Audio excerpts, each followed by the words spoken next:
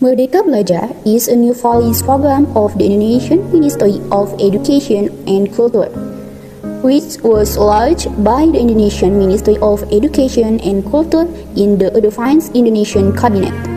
1. Implementation of USBN, which will be returned to the school. 2. Elimination of the N system and replaced with a new system, namely the assessment of minimum competencies and character surveys. 3. Form intelligent competent students for the nation, hour, and futures. 4. Zoning.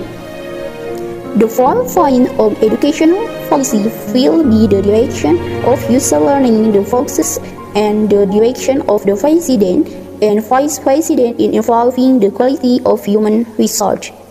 I am Nayupi Amalia, the Godfather of Education in West Java, independent learning teacher MOVES.